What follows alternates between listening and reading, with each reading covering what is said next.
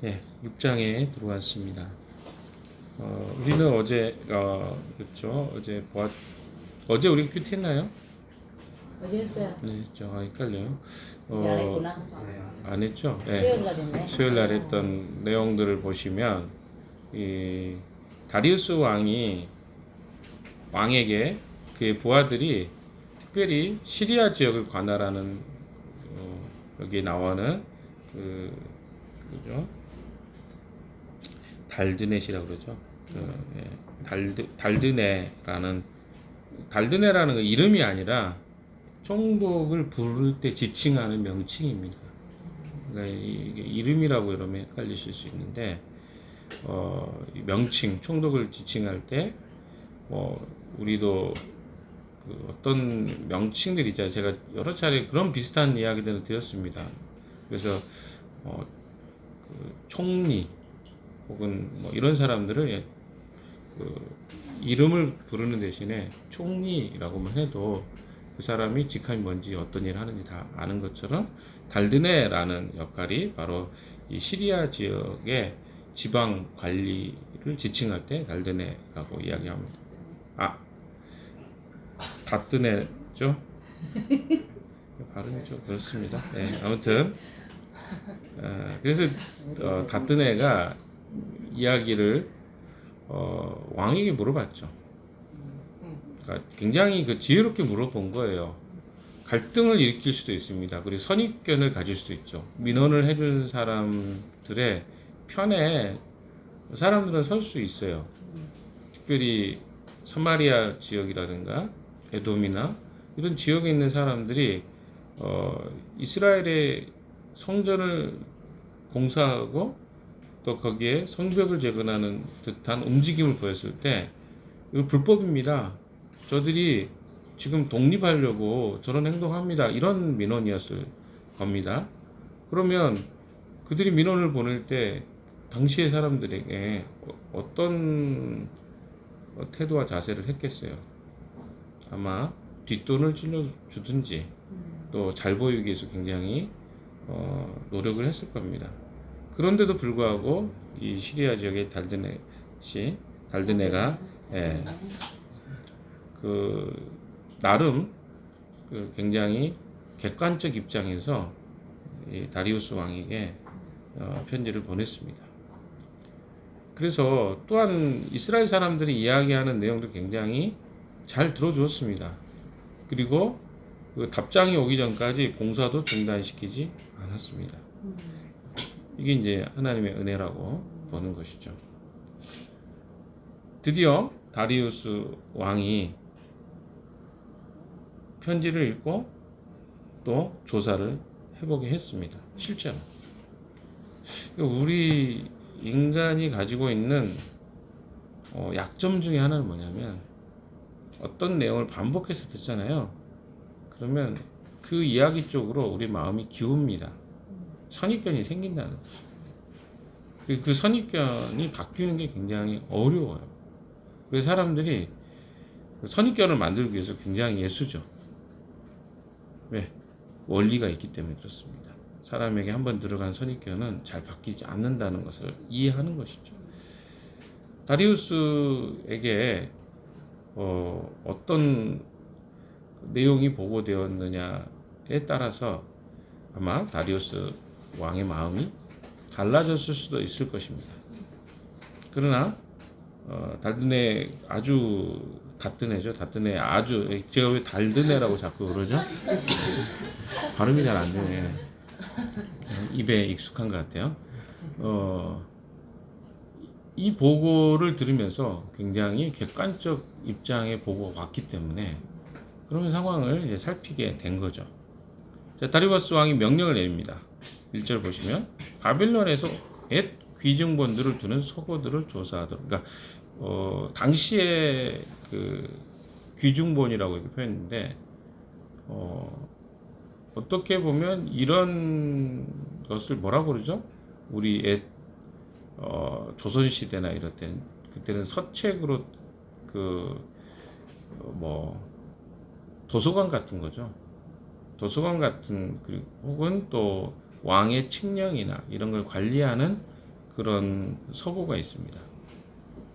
근데 이 서고를 찾아보도록 조사하도록. 근데 그 서고에 뭐라 어떻게 기록됐을까요? 한 세 가지 정도로 그 기록물들을 보관했습니다. 그 당시에 사람들은 그래서 우리가 타블렛이라 그러죠.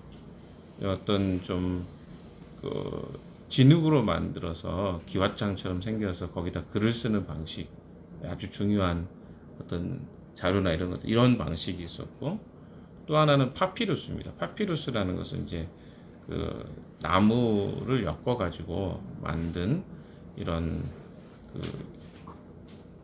거기다 글씨를 쓰는 거죠.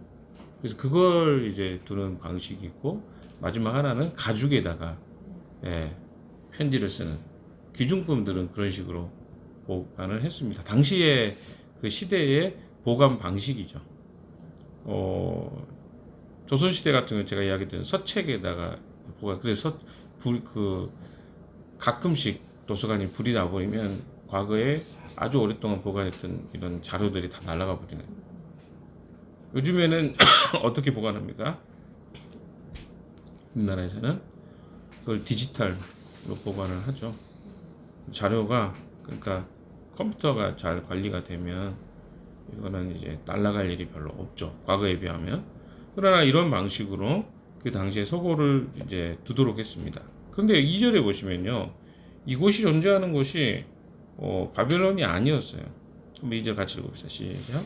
메디처럼 악메다 궁에서 두루마리가 하나 발견되었는데 거기에는 다음과 같이 적혀 있다. 예. 원래 발음은 악바다라고 이제 하는데 악메다라고 이렇게 여기는 표현되어 있습니다. 악바다 혹은 악메다 이렇게 되어 있는데 발음하기 다름이니까 악메다라고 하겠습니다. 여기 나와 있는 대로. 이 악메다는 어떤 지역이냐면 메데 지방이 있습니다. 이 메데 지방은 어떤 곳이냐면, 그런 여러분이 그 유럽 같은 데는 서머 팰러스라고 이런 것들이 있어요. 그리고 윈터 팰러스라고 있고, 무슨 말이냐면 궁궐이 있는데 여름에 머무는 곳이 있고 겨울에 왕이 머무는 곳이 있습니다. 지금 여기는 서머 팰러스예요. 무슨 말이냐면 여름 궁전에다 이걸 보관한 거죠. 그러면 다른 말로 이야기하면 고레스 왕이 칙령을 내렸던 시기가 거의 여름 정도 될 겁니다. 그 538년 BC 538년이 고레스 왕이 칙령을 내렸던 시기인데 그 시기가 여름 궁전에 있던 시기였던 것 같아요. 그래서 이곳에 보관을 했던 것이죠. 그래서 이것을 찾아낸 겁니다. 거기에 뭐라고 했어요?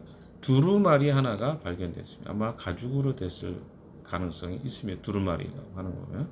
근데 이게 좀 생각해야 될 거예요. 이거는 뭐 여러분들이 알 수 있는 건 아니니까. 여기에 발견된 것들은 두 가지 형태로 존재합니다. 하나는 일반 고레스가 칙령을 사람들에게 내리는 내용이 있고, 또 하나는 뭐냐면 이제 보관하는 내용이 따로 있어요. 그래서 여기에는 아마 보관되어 있는 내용이 전체 내용이라보다 이 칙령이 내렸던 일부분만 보관했다고 학자들은 봅니다. 거기까지 이제 알 필요는 없지만 일부분이 지금 보관되어 있는 부분입니다. 근데 거기에 써져 있는 내용이 이런 거예요. 3절 같이 읽읍시다. 시작. 고레스 왕 1년에 예루살렘에 있는 성전에 가여 칙령을 내리시다. 희생제사를 드리던 바로 그곳에 성전을 다시 세워 기초를 튼튼히 다지고 성전의 높이와 너비는 각각 60자가 되게 하고 벽은 돌 3겹에 나무 1겹씩 쌓아 비용은 북부에서 대주어라. 5절도 읽읍시다. 시작. 느부갓네살이 예루살렘에 있는 성전에서 꺼내서 바벨론으로 가지고 성전의 금그릇과 그릇을 돌려보내어 예루살렘 성전으로 옮기게 하고 성전 안 본래 있던 자리에 두도록 하여라. 예, 그러니까 그 어떤 내용들을 이야기를 할 때 이게 이제 일부분만을 저장했다는 건 뭐냐면, 그 백성들 앞에서 칙령을 내렸을 때 고레스 왕의 마음의 상태와 이것들이 만약에 칙령이나 이런 것들로 부분적으로 기록이 안 돼 있으면 그런 어떤 것들이 기억되기가 어려운 거예요. 칙령이라는 하나의 법령이거든요. 그 법이라는 것은 생각해 봅시다. 우리나라도 법이 있는데 헌법도 그렇고요. 근데 이런 것들이 언제적에 만들어진 것입니까? 우리나라가 개헌을 하고 그러면서 그 법을 만들었던 그 시점으로부터 그 법이 잘 안 바뀌어져요. 지금도 우리 요즘에 개헌한다고 이야기를 하지만 그 개헌이 상당히 어렵습니다. 뭐 국회의원들이 200명 이상이 동의를 해야 바꿔요. 근데 그 지형상 한쪽에 있는 사람들이 200명 이상이 되기가 어렵습니다. 300명 중에. 그러니까 개헌하는 게 상당히 어려운 일. 법을 바꾸는 거. 그 법이 언제 생겼냐는 거죠. 그럼 올라가면 1940년대 만들어진 법들도 있고 이게 잘 안 바뀌어요. 그러니까 쉽게 한 나라가 법이라는 것이 세워지고 그것이 지켜진다는 것은 그만큼 어떤 거요? 중대한 일인 것입니다. 왜? 그게 안 지켜지면 어떤 일이 생기는 거죠?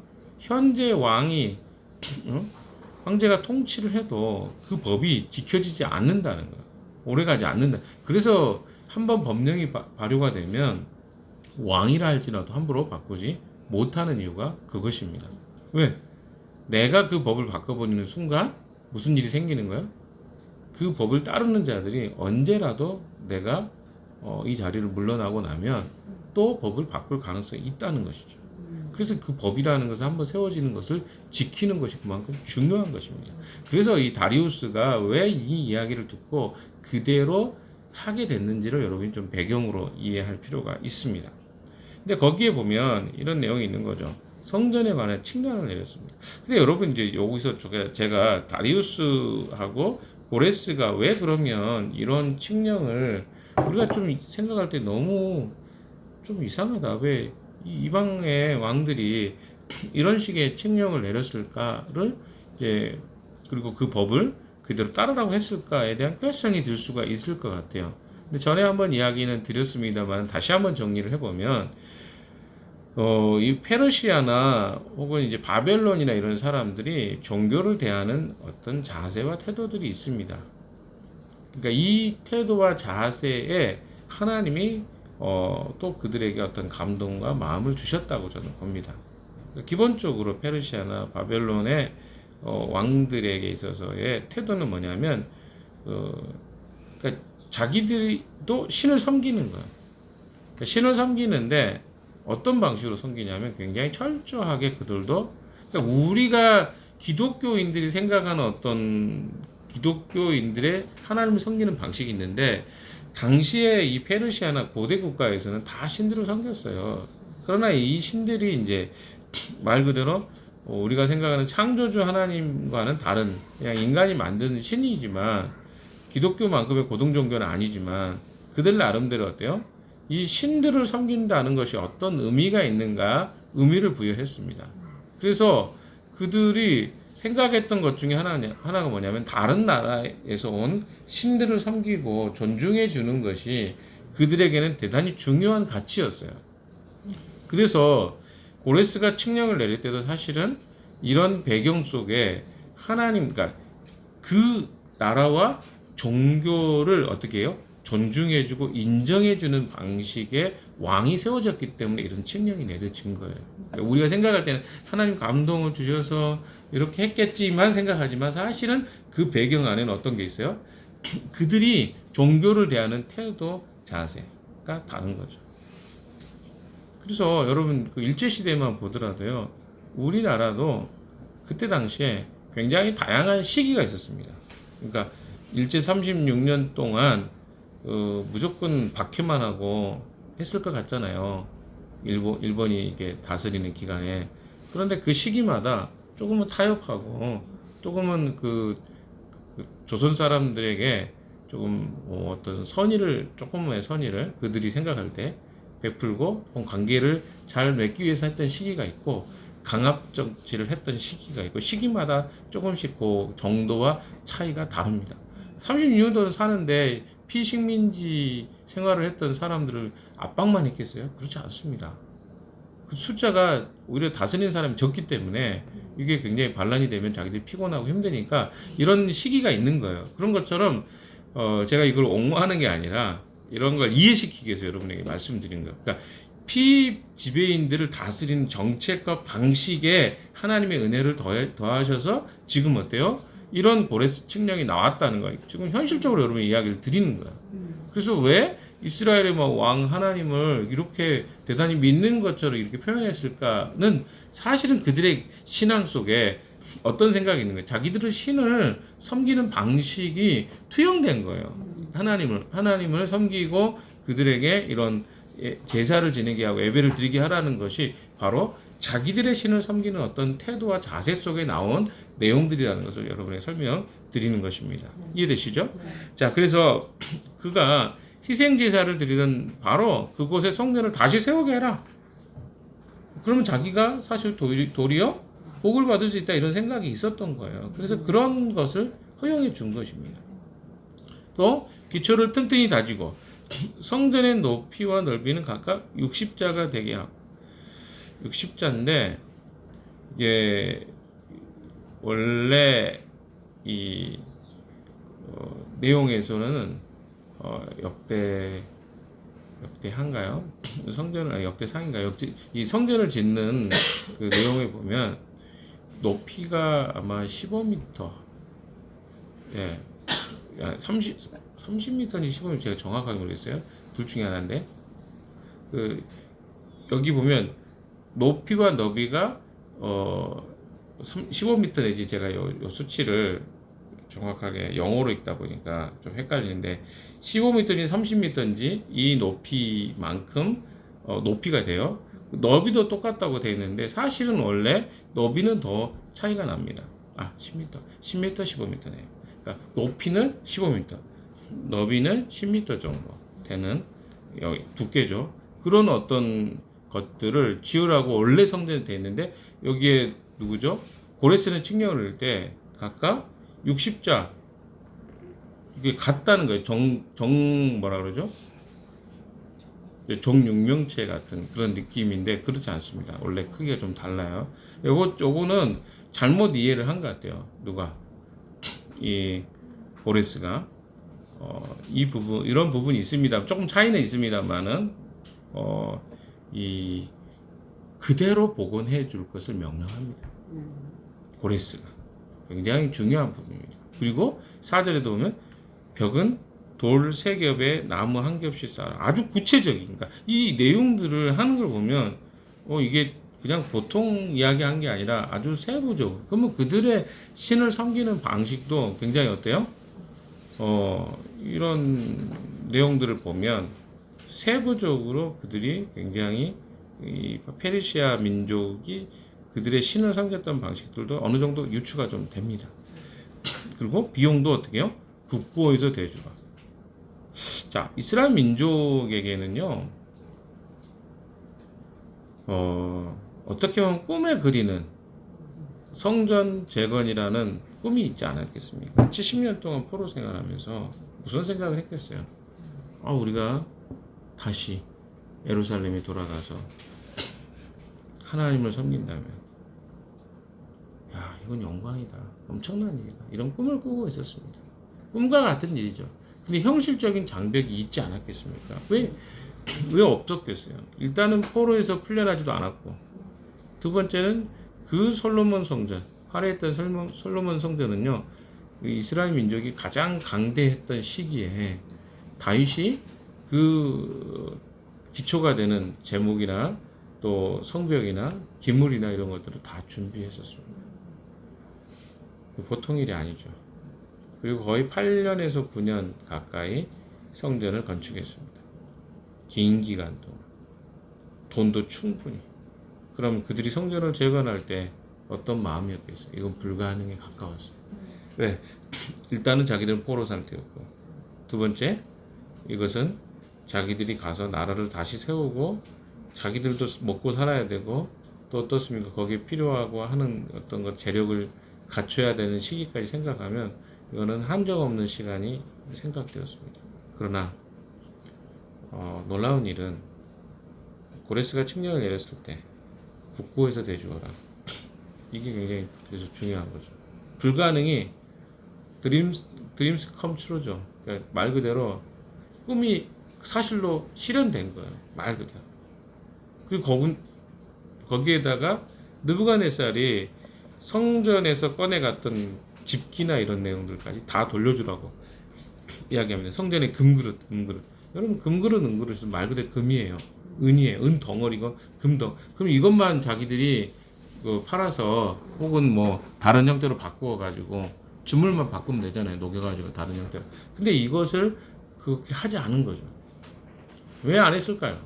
그러니까 그들의 종교 의식입니다.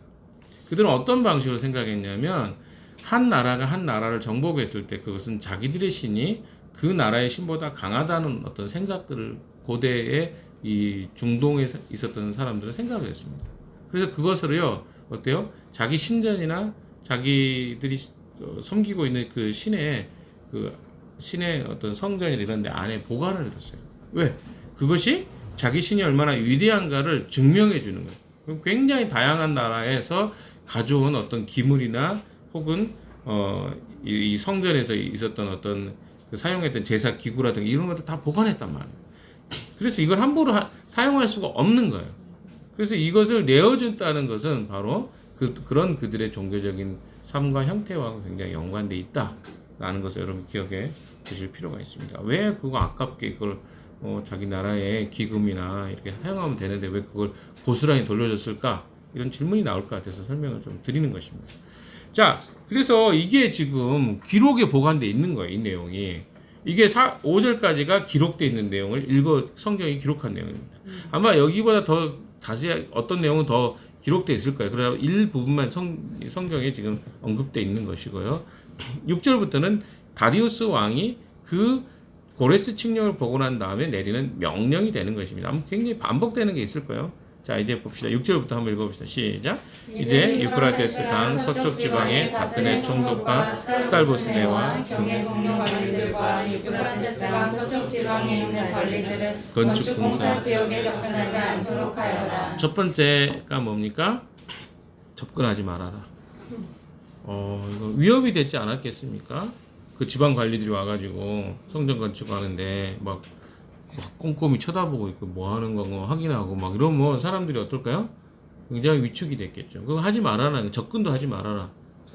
다리우스가 칙령을 내린 거예요. 두 번째 7절 시작. 성전 짓는 일을 막지 말고 유다의 총독과 원로들이 자기들의 성전을 예터에 짓도록 그대로 두어라. 아주 구체적으로 성전 짓는 일을 막지 말라. 유다의 총독과 원로들이 자기들의 성전을 예터에 짓도록. 원래 있었던 게 성전을 어떻게 보면 복원 새로 짓는 게 아니라 그 터에 다시 재건하는 거예요. 복원하는 방식입니다. 자, 8절도 읽어봅시다. 시작. 내가 이를 지시하다 경배를 성전에 지는 유다의 원로들을 도와라. 성전 공사에 드는 비용은 국고에서 낼 터이니 유프라테스 강 서쪽 지방에서 거둔 세금에서 그 비용을 어김없이 주어서 일이 중단되지 않게 하여라. 자, 명령이 굉장히 이제 조금 더 구체적이 되죠. 처음에는 막지 말아라 이렇게만 이야기했는데 그대로 두어라, 막지 말아라. 그 다음에 뭐요? 원로들을 도와라. 좀 더 발전하죠. 이건 다리우스가 굉장히 이건 명령을 이렇게 내리게 도와라. 근데 어떤 구체적으로 어떤 걸 도는 비용 줘라. 성전 공사에 드는 비용 국고에서 낼 테니까 너희 세금 어차피 우리한테 오는 거니까 그거 먼저 그들에게 주어라. 이방의 세금 거둔 거 가지고 어때요? 성전이 건축되고 있는 것입니다. 손 안 대고 코 푸는 거죠. 만 하면 되잖아요. 내 손도 안 대고 이렇게 하는 걸 보게 됩니다. 하나님이 어떻게 이렇게 이들을 이스라엘 백성들을 세워 가시는지를 우리는 보고 있습니다. 9절도 읽어봅시다. 시작. 예루살렘의 제사장들이 하늘의 하나님께 번제를 드리는데 필요하다고 하는 것들은 무엇이든지 내주어라. 수송아지든지 순양이든지 어린 양이든지 또는 밀이든지 소금이든지 포도주든지 기름이든지 그들이 요구하는 대로 어김없이 날마다 주도록 하여라. 아주 구체적이죠. 왜 아까 제가 이야기했죠. 페르시아도 이런 식의 제사와 양식이 있기 때문에 거기에 드는 어떤 짐승이나 이런 것들이 들어가는 걸 알았습니다. 물론 이제 좀 차이는 있죠. 페르시아와 이 어떤 그 번제를 드린다, 제사를 드린다는 것이 하나님 앞에 속죄제라든가 죄를 사해 주는 게 형식이 달라요. 뭐 신을 달랜다거나 이런 것들이 이제 페르시아 사람들이 하는 방식이었다면 이건 이스라엘 백성들이 드리는 제사의 형태는 자기 자신을 자기 자신을 드리는 것을 제물로 하는 거고 또 하나는 뭐야? 죄를 속해주는 조금 형태가 아주 다릅니다. 그러나 이들은 어때요? 그런 것까지 구체적으로 도울 것들을 명령하고 그러니까 이게 하나님이 일하시는 방식이 그래요. 그러니까 상상할 수 없는 방식으로 일하십니다. 그래서 우리는 이런 내용들을 읽으면서 여러 가지 뭐 생각이 들 수 있는데 조금만 더 읽어보고 어차피 12절까지 해야 되니 12절까지 다 읽어봅시다. 시작.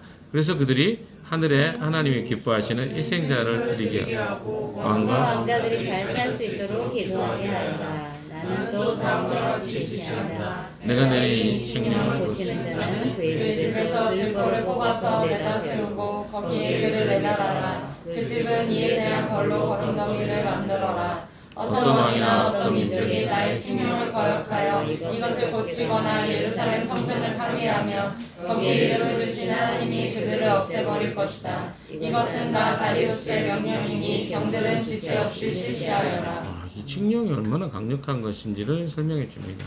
고치면 그의 집에서 들보를 뽑아서 내다 세우고 거기에 그러니까 집에 있는 들보를 끄집어내 가지고 거기다 목매달아 버리겠다. 그리고 그 집은 어떻게 해요? 거름더미를 만들어 다 불태워버리겠다. 아주 강력한 명령이죠. 그건 그 나라의 세계 패권 국가의 왕이 선언한 내용입니다. 그러니까 이거는 이제 바꿀 수 없는 거절할 수도 없고 바꿀 수도 없는 강력한 명령이 되어버리죠. 12절도 그렇죠. 어떤 왕이나 어떤 민족도 이 칙령을 바꿀 수 없다. 이거 예루살렘 성전을 파괴하면 거기에 이름을 두신 하나님이 그들을 없애. 그러니까 그 신이 그들을 없애게 해버려. 근데 그것의 보증이 누가 섭니까? 다리우스 왕이 서는 거죠. 자, 뭐 오늘 내용 그렇게 어려운 내용은 아닙니다만 좀 설명이 좀 부가적으로 필요해서 좀 길어졌습니다. 여러분 하나님은요 능력이 없거나 힘이 없어서 이스라엘 백성들을 못 돌본 게 아니에요. 과거의 사무엘 시대에도 그랬고 하나님이 능력이 없다고 사람들은 생각합니다. 블레셋과의 전투에서 법궤나 언약궤가 빼앗겼을 때도 그랬습니다. 그들이 생각할 때는 언약궤가 있으면 전쟁에 이길 수 있겠다 생각했어요. 그건 그들의 생각이었습니다. 법궤를 이용할 생각이죠. 하나님을 섬기는 게 아니라 이용할 생각. 하나님은 그럴 때 철저하게 그들을 패배하게 만드십니다. 그러니까 하나님이 그들을 패배하게 하신 건 하나님 능력이 없어서가 아니라 그들이 하나님을 섬기는 태도와 자세가 잘못됐기 때문에 그렇습니다. 오늘 본문도 마찬가지입니다. 하나님 능력이 없는 분이 아니라 능력이 있으십니다. 무에서 유를 창조하신 분이잖아요. 그럼 어때요? 이방의 왕을 통해서도 그 성전을 재건하고 건축하는 걸 가능케 하실 수 있는 분이십니다. 자, 그럼 우리는 어떻습니까? 우리가 믿고 있는 하나님 우리는 어떻게 생각하고 있냐는 것이죠. 우리는 하나님을 상당히 우리의 방식으로 제한해 버립니다. 내 생각이 이렇기 때문에 하나님이 이럴 거야. 그럼 하나님을 섬기는 우리의 방식 안에 하나님이 어떤 분인가에 근거해서 하나님을 섬기기보다는 내가 어떤 생각을 갖고 있느냐로 하나님을 대하는 경우가 상당히 많다는 것이죠. 사랑하는 여러분, 오늘 하루의 삶 속에서 우리는 우리의 방식으로 삶을 살아갑니다. 그러나 분명히 기억하시고 우리가 섬기는 하나님은 하나님 자체로 인정받아야 됩니다. 하나님이 어떤 분인가에 근거해서 우리가 하나님 믿어야 되지 내가 어떻게 하나님이 인식되는가로 하나님 섬기는 게 아니라는 거예요. 그게 신앙이고 믿음은 하나님이 어떤 분이신가를 믿고 따르는 것입니다. 내가 어떻게 하나님이 믿어지는가 보여지는가가 아니라 하나님이 어떤 분이신가를 믿고 내 삶에서 그것을 순종하고 그것에 맞추어 살아가는 삶, 이게 믿음이라는 것을 기억하십시오. 오늘 하루도 그 하나님을 인정하는 하루 되시기를 주님의 이름으로 축원합니다. 기도합시다.